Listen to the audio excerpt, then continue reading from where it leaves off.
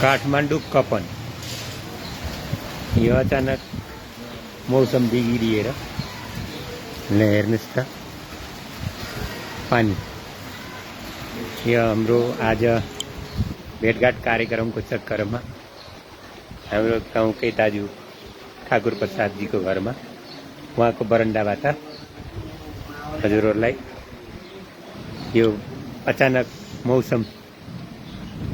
change भएको स्थिति देखाउँदै यो काठमाडौँ कपन एरिया पानी आएछ नि यसो यहाँ दाई